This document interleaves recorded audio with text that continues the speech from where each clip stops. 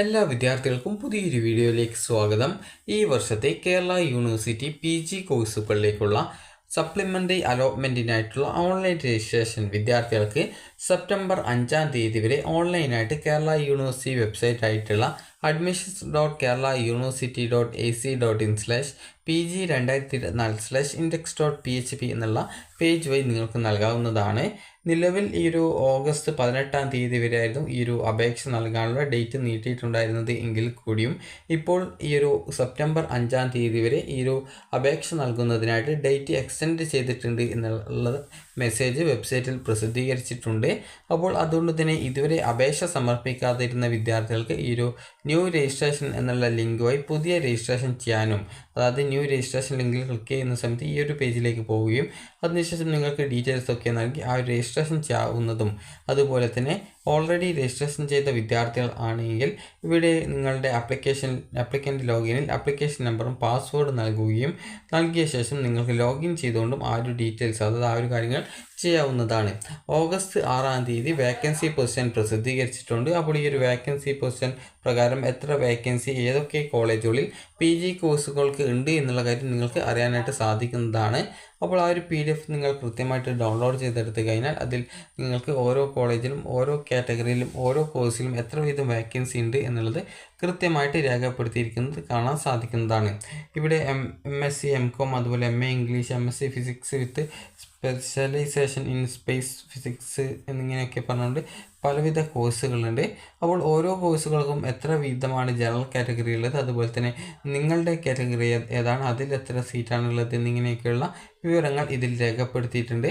Just നിങ്ങൾ എത്ര vacancy ഉണ്ട്, നിങ്ങൾക്ക് അപ്ലൈ ചെയ്യാൻ പറ്റുന്ന കോഴ്സുകൾ നിങ്ങൾക്ക് ഇഷ്ടപ്പെട്ട കോളേജിലുണ്ടോ എന്നുള്ള കാര്യങ്ങളൊക്കെ നിങ്ങൾ പരിശോധിച്ച് ഈ ഒരു സപ്ലിമെൻ്ററി അലോട്ട്മെൻറ്റിനുള്ള അപേക്ഷ നിങ്ങൾക്ക് സമർപ്പിക്കാവുന്നതാണ്.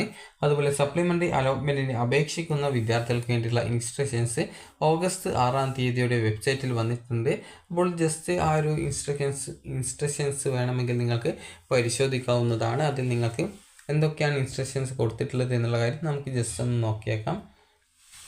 അപ്പോൾ ആ ഒരു ഇൻസ്ട്രക്ഷൻസിൽ പറഞ്ഞിരിക്കുന്ന ഡീറ്റെയിൽസ് എന്തൊക്കെയാണെന്ന് നോക്കാം.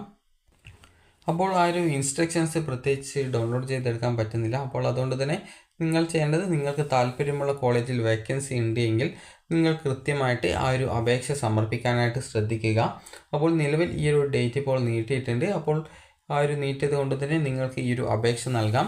അതുപോലെ തന്നെ നിലവിൽ ഏതെങ്കിലും കോളേജിൽ PG കോഴ്സുകളിലേക്ക് അലോട്ട്മെൻറ്റ് ലഭിച്ച വിദ്യാർത്ഥികൾ ഓപ്ഷൻ നൽകുകയാണ് എങ്കിൽ അവർ പ്രത്യേകം ശ്രദ്ധിക്കേണ്ടത്, ഏതെങ്കിലും പുതിയ കോളേജിലേക്ക് മാറ്റം കിട്ടുകയാണ്, അതായത് നിങ്ങൾക്കിപ്പോൾ ഓൾറെഡി ഒരു കോളേജിൽ അലോട്ട്മെൻറ്റ് കിട്ടുകയും എന്നാൽ വിദ്യാർത്ഥികൾക്ക്, അതായത് ഓൾറെഡി ഒരു കോളേജിൽ ഇപ്പോൾ നിങ്ങൾക്ക് അലോട്ട്മെൻറ്റ് കിട്ടി അഡ്മിഷൻ നേടിയിട്ടുണ്ടെങ്കിൽ ഇതിന് അപ്ലൈ ചെയ്യാതിരിക്കുന്നതായിരിക്കും കൂടുതൽ നല്ലത്. കാരണം ഏതെങ്കിലും കോഴ്സിലേക്ക് നിങ്ങൾക്ക് മാറ്റം ലഭിക്കുകയാണെങ്കിൽ ആദ്യം ലഭിച്ച സീറ്റ് നഷ്ടപ്പെടുന്നതായിരിക്കും എന്നുള്ളത് പ്രത്യേകം ശ്രദ്ധിക്കേണ്ടതാണ്. അപ്പോൾ വിദ്യാർത്ഥികൾക്ക് ഈ ഒരു വീഡിയോ ഉപകാരപ്രദമായിട്ടുണ്ടെന്ന് കരുതുന്നു. അപ്പോൾ PG സപ്ലിമെൻ്ററി അലോട്ട്മെൻറ്റുമായി ബന്ധപ്പെട്ടുള്ള ഇൻസ്ട്രക്ഷൻസ് ഇതാണ്. അതായത് ഈ ഒരു പുതിയ രജിസ്ട്രേഷൻ ചെയ്യാൻ സാധിക്കും. അതുപോലെ ഈ ഒരു 20 ഓപ്ഷൻസാണ് നിങ്ങൾക്ക് പരമാവധി നൽകാനായിട്ട് പറ്റുക. അതുപോലെ തന്നെ വിദ്യാർത്ഥികൾക്ക് നിലവിൽ രജിസ്ട്രേഷനുള്ള എല്ലാവരും ഈ ഒരു ന്യൂ ഓപ്ഷൻസ് വേണമെങ്കിൽ ആഡ് ചെയ്യാം. അതുപോലെ റീവാലുവേഷൻ, ഗ്രേസ് മാർക്ക് ഉൾപ്പെടുത്തൽ, കാറ്റഗറി മാറ്റം തുടങ്ങിയ എല്ലാവിധ തിരുത്തലുകളും ഈ ഒരു അവസരത്തിൽ നിങ്ങൾക്ക് പ്രയോജനപ്പെടുത്താവുന്നതാണ്. നിലവിൽ അഡ്മിഷൻ ലഭിച്ച വിദ്യാർത്ഥികൾക്ക് അക്കാദമിക വിവരങ്ങളും മാർക്കിലെ വർധനവ്, സ്പെഷ്യൽ വെയിറ്റേജ് ഓപ്ഷനുകളും മാത്രമേ മാറ്റം വരുത്താൻ സാധിക്കുള്ളൂ. പുതുതായിട്ട് ഓപ്ഷൻ നൽകുന്ന വിദ്യാർത്ഥികളുടെ പ്രൊഫൈലിൽ മുൻ അലോട്ട്മെൻറ്റുകളിൽ നൽകിയ ഓപ്ഷനുകൾ ഡിലീറ്റ് ചെയ്യപ്പെടുന്നതായിരിക്കും. അതുകൊണ്ട് തന്നെ പുതുതായിട്ട് നൽകുന്ന ഓപ്ഷനുകൾ മാത്രമേ തുടർന്ന് വരുന്ന സപ്ലിമെൻ്ററി അലോട്ട്മെൻറ്റുകൾക്ക് പരിഗണിക്കുള്ളൂ എന്നാണ് പറഞ്ഞിട്ടുള്ളത്. അതുപോലെ തന്നെ ഈ ഒരു മുൻ അലോട്ട്മെൻറ്റുകളിൽ ഫീസ് അടക്കാതെ അലോട്ട്മെൻറ്റ് റദ്ദായ അപേക്ഷകർക്കും ഫീസ് അടച്ചിട്ടും കോളേജിൽ പ്രവേശനം നേടാൻ സാധിക്കാതിരുന്ന അപേക്ഷകർക്കും ആപ്ലിക്കേഷൻ നമ്പർ, പാസ്വേഡ് എന്നിവ ഉപയോഗിച്ച് പ്രൊഫൈൽ ലോഗിൻ ചെയ്ത ശേഷം പുതുതായിട്ട് ഓപ്ഷനുകൾ നൽകാവുന്നതാണ്.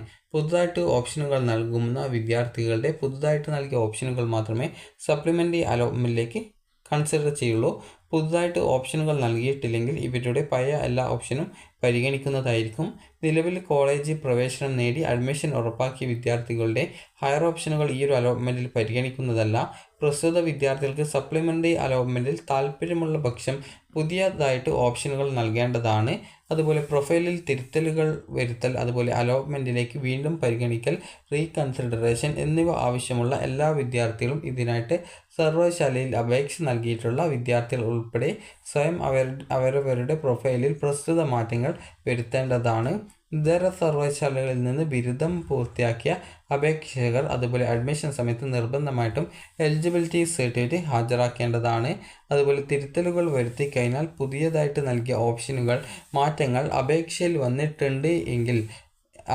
വന്നിട്ടുണ്ട് എന്ന് ഉറപ്പാക്കേണ്ടതും ഓപ്ഷൻസ് ഫോർ സപ്ലിമെൻ്ററി അലോട്ട്മെൻറ്റ് അപേക്ഷയുടെ അതായത് പുതിയ പ്രിൻ്റ് ഔട്ട് എടുത്ത് തുടർ ആവശ്യങ്ങൾക്കായിട്ട് സൂക്ഷിച്ചു വെക്കേണ്ടതും ആണ് എന്നുള്ളത് പ്രത്യേകം സൂചിപ്പിച്ചിട്ടുണ്ട്. അതുകൊണ്ട് തന്നെ കേരള യൂണിവേഴ്സിറ്റി PG കോഴ്സുകളിലേക്കുള്ള പ്രവേശനത്തിന് ഇതുവരെ അപേക്ഷ സമർപ്പിക്കാത്ത വിദ്യാർത്ഥികൾക്ക് ഈ ഒരു സെപ്റ്റംബർ 5-ാം തീയതി വരെ ഈ ഒരു രജിസ്ട്രേഷൻ ചെയ്യാവുന്നതാണ്. അപ്പോൾ വിദ്യാർത്ഥികൾക്ക് ഈ ഒരു വീഡിയോ ഉപകാരപ്രദമായിട്ടുണ്ടെന്ന് കരുതുന്നു. ഉപകാരപ്രദമായിട്ടുണ്ടെങ്കിൽ ലൈക്ക് ചെയ്യുക, ഷെയർ ചെയ്യുക. Thank you for watching.